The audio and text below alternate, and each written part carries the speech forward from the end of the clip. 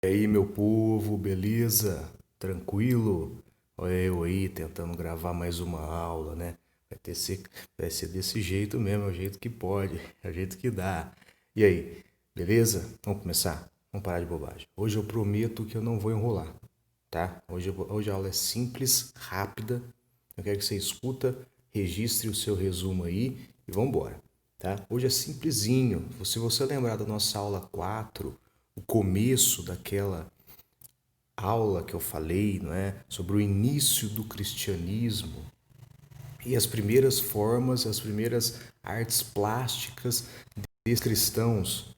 Lembram disso? É isso aí, a gente vai dar sequência nisso. Então a gente tem aquele século I, aquele século II, aquele século III, aí com aquelas ondas de perseguição aos cristãos, né? Aquela arte criptografada, né?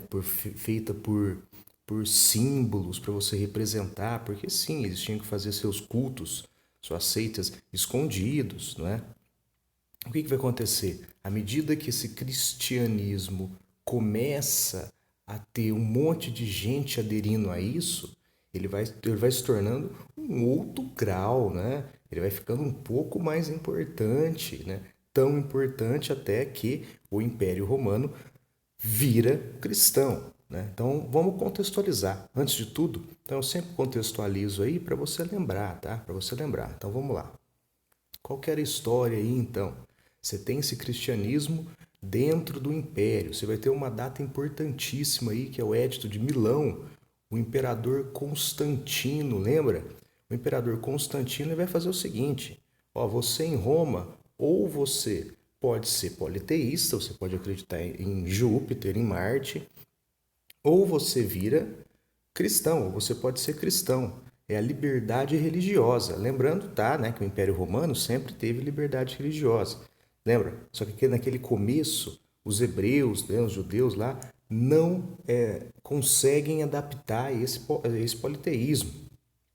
Essa aí, e eles negavam a figura do imperador. É aí que é a treta lá, que eles começam a ser perseguidos, né? Aqui, no século IV, o que vai acontecer? O imperador Constantino vira cristão, vira cristão, né? Ele vai numa batalha lá, ele tem um sinal, aí tem um monte de teoria, né? Ele viu o sinal no céu, que ele sonha com Cristo, ele vence aquela batalha que ele achava difícil, ele vira cristão e junto com ele, né, muita gente, muita parte da elite romana também vai virar cristã.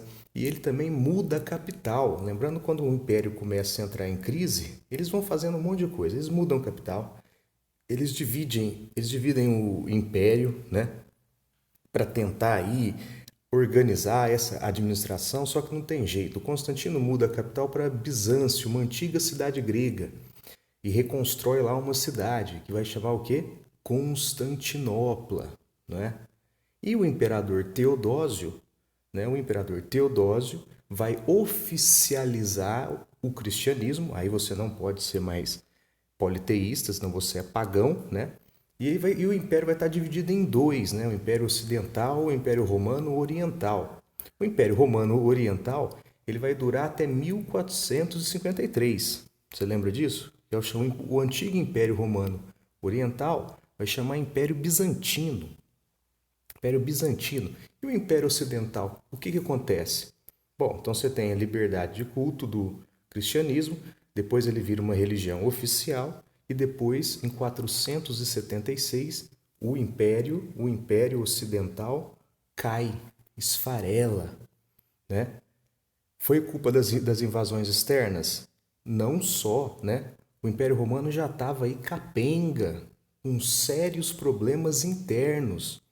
Os bárbaros, né? Foi o quê? A cerejinha do bolo. Os bárbaros, eles foram a cerejinha do bolo. Eles deram um chute na muleta do Império Romano. O Império Romano cai, esfarela.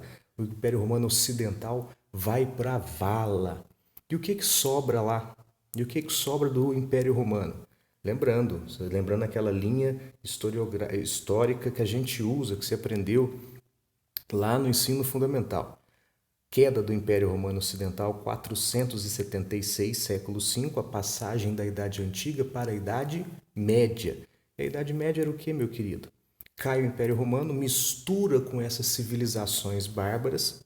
Tem professor que não gosta, né, de falar bárbaro. Hoje as apostilas trazem civilizações germânicas, mas bárbaro era do ponto de vista do romano, aquele que não fala minha língua, aquele que não tem o grau de civilidade que eu tenho, aquele que não vive numa sociedade igual a minha, ele é bárbaro, né? Aqueles que eram de fora da fronteira do Império Romano. É uma visão pejorativa, claro, uma visão pejorativa. Por isso que bárbaro, né? É sem civilização. Seria isso, né? Mas o que acontece? Esses povos do norte da Europa invadem o Império Romano, saqueiam Roma, né? E o que vai acontecer nesses territórios? Uma mistura da cultura germânica com a antiga cultura romana. Você vai ter essa mistura de características de ambas as sociedades, que vai ser a Idade Média. E quem que vai sobreviver do Império Romano? Cai todas as instituições do Império Romano. Qual que sobrevive? A Igreja Católica, meu jovem. A Igreja Católica, ela é a única que sobrevive. E ela tem que sobreviver no meio desses povos aí, esses povos germânicos, que eram povos ágrafos, né? Eu falei na aula passada que o cristianismo é a religião do livro. Você tem que estar lá com o livrinho, com os testamentos, da escrita, né? Como ela vai sobreviver com esses povos bárbaros que saqueavam, que roubavam, nômades, politeístas? Ela vai ter que encontrar uma maneira para sobreviver a isso, né? E ela vai resolver de duas formas. Uma eu falei na aula passada, pelas imagens, você tem que convencer esses caras a virarem cristãos. E uma outra forma, uma outra tática da Igreja Católica que ela usa é converter os líderes bárbaros. Que se os líderes bárbaros virarem cristão, a galera toda começa a virar cristã. Deu certo? Deu, né? Olha a Igreja Católica aí. Mais de 2000 anos, né? Então, por exemplo, quem são os povos bárbaros? Um monte, né? Alamanos, visigodos, godos, ostrogodos. Você vai ter um importantíssimo. Quais são os primeiros povos bárbaros a virarem cristãos? Os francos. Você vai estudar lá em História Geral, o Reino Franco. Clovis, ele vai para a guerra lá, tal, ele lá no meio da guerra, ele está perdendo, ele lembra lá de uma conversa que ele teve com a mulher dele, ele pede ajuda a Jesus, a Deus, ele ganha, ele vira cristão, ele é o primeiro rei cristão bárbaro. Clovão, ele unifica as tribos bárbaras e é o primeiro reino cristão. Então, o antigo império romano ocidental vai virando essas sociedades de características germânicas e romanas, europeias, ocidentais, que uma delas é o quê? O cristianismo. Então, a igreja, olha lá, a igreja, nesse momento, vamos pensar em séculos 4 e 5, tá? Então, aquela alta Idade Média que a gente chama. Nesse momento, a Igreja Romana ela vai ter duas formas de expandir não, né? Duas formas de fazer o cristianismo no mesmo momento. Óbvio, ela está em expansão do cristianismo, ela tem que convencer essas massas, né? Esses povos. Então, eles precisam de contato, de conversa, de convencer, de convencimento, né? Ao mesmo tempo, você tem uma galera se fechando, se regularizando, né? Que é o que a gente chama de clero regular, que a gente não estuda muito em escola, né? Mas o clero regular é aquele clero que vai se abdicar da vida terrena, dos pecados, que vai abdicar das tentações, que vai fazer votos de pobreza, que é aquela galera que vive em monastério, em mosteiro, os monges, aquelas ordens, não é? Então você vai ter esse clero aí que vai lá na frente com o povão, contato com o povão. E você vai ter esse clero que vai se organizar nisso, né? Nesses monges. E a nossa arte de hoje nasce daí, nasce nesses monastérios. Então esses monges, eles vão fazer coisas dentro aí desses mosteiros que vai ser obra de arte, meu amigo, tá? Só que é o seguinte, tudo ali que eles vão produzir não para o povo, mas vai produzir para Deus, para os olhos de Deus, tá? Então a arte monástica é essa arte aí feita pelo monge, tá certo? Olha aí, então a gente está começando a Idade Média falando de outra forma da arte cristã, tá? Então vamos ver aí por cima. Então, ó, o primeiro, a ordem os beneditinos, São Bento, no século VI, ele cria o primeiro monastério aí na parte ocidental da Europa, tá? Então aí é o São Bento, né? E o que vai acontecer dentro desses monastérios? Você vai ter uma arte feita por monges e para monges. E aonde vai estar encontrada essa arte? O que é, professor? É escultura? O que é? São livros. É isso mesmo. Nos livros, lembra os monges copistas? Nos livros você vai ter uma forma artística maravilhosa que é a produção desses livros. Então é uma arte decorativa que vem das ilustrações e das cópias desses livros. Lembrando que você não tinha imprensa nessa época. Então você tinha que copiar o livro, o monge ia lá copiar o livro. E nesse livro o que ele vai fazer? Ele vai decorar uma capa, ele vai fazer uma letra bonita, ele vai ilustrar o livro. E aquilo é a arte monástica. A gente vai ver exemplo de dois aqui, tá? Então, fazendo uma história aí do papel, né? Das escritas, olha como é que era. Tem que lembrar lá que na Idade Antiga eles escreviam tudo no papiro, né? Depois na cidade de Pérgamo, que hoje é na Turquia, na cidade de Pérgamo, eles vão criar o seguinte: eles vão pegar couro de animais, de filhotes de animais, né? Bezerro e tal, vão limpar o couro, aquela pele, não é? E vão fazer pergaminhos, por isso Pérgamo, pergaminhos, rolo, que era melhor que o papiro, porque no pergaminho você podia escrever na frente e atrás. No papiro só aqui, porque a tinta passava aqui. No couro não. E mais para frente, o que eles vão fazer? Por causa da locomoção, né, da consulta e tudo, eles vão pegar aquele papiro, vão recortar em retângulos e vão colocar um retângulo em cima do outro e vai costurar. O que ele vai criar? O livro, o códice ou códex, né? O livro. Que aí esse livro ele vai poder ser movimentado melhor, você vai preservar as figuras que no pergaminho você enrolava, né? Então vai conservar melhor, né? E a consulta é mais rápida. Imagina você abrir um pergaminho lá no livro, você é mais rápido. Então é aí que vai estar essa arte monástica.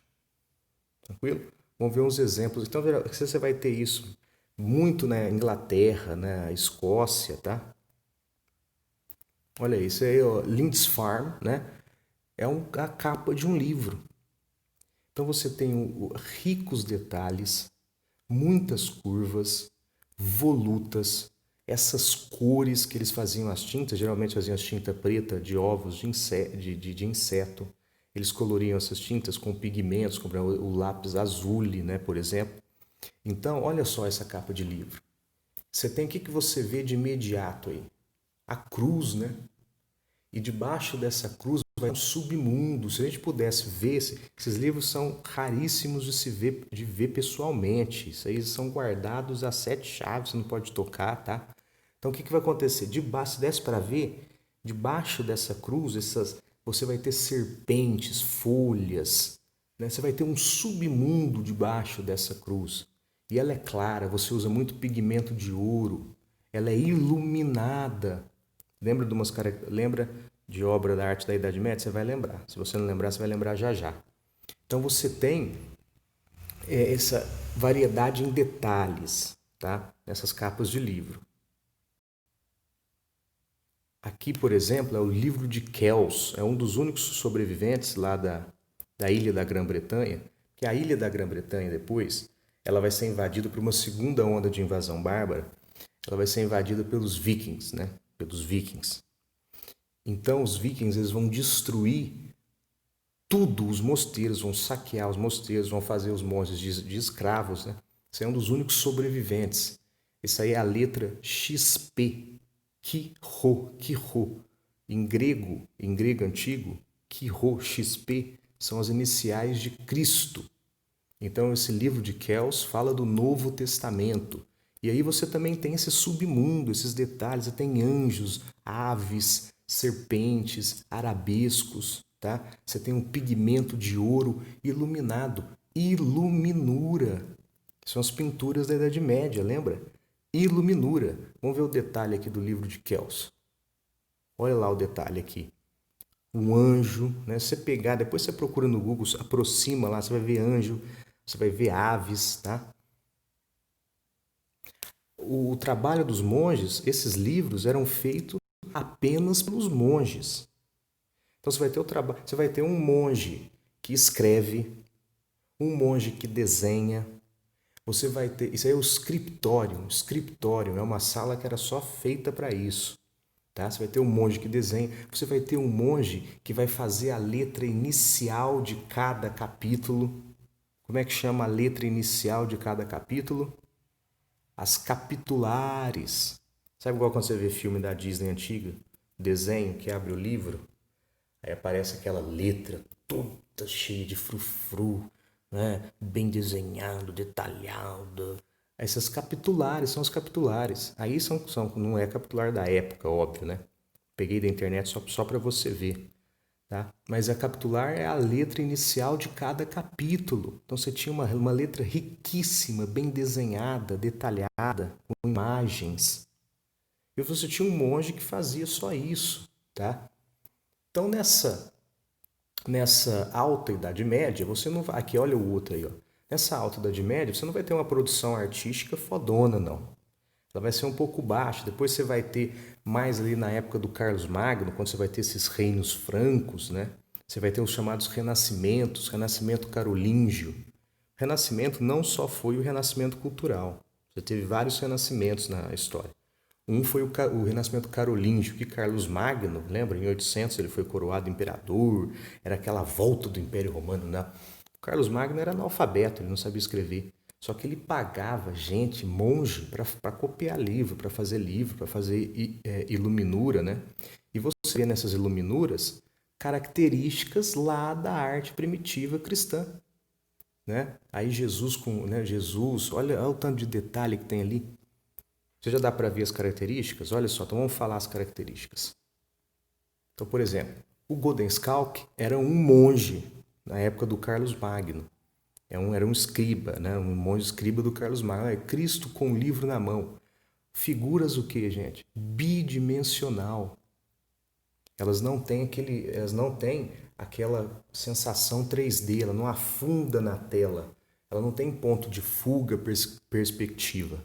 São bidimensionais, frontais, né? Elas são amassadas assim, né? Elas são amassadas, sei lá. Você tem representação de Jesus, né? de Cristo, de Maria, né? E elas são solenes, solenes, olha o olhar, é pleno, divino, né? Não são figuras idealizadas, que é mostrar o corpo, que é mostrar a perfeição. Não, não, né? Então, figuras bidimensionais, frontais e, óbvio, religiosas, né? E, óbvio, religiosa. Tá? Filho, olha lá, Cristo, olha lá o Kiro, lá, o XP, né? Agora o IHS eu esqueci, é Jesus, filho do Salvador, uma coisa eu esqueci, gente. Tá? Mas aí você vê as iluminuras, essas pinturas com essas características, né? A maioria, quase todas são assim. Você tem exceções? Tem. Vou mostrar uma exceção aqui para a gente encerrar. Ó, você tem essa aí do Evangelho de São Mateus. Olha que magnífico isso, né?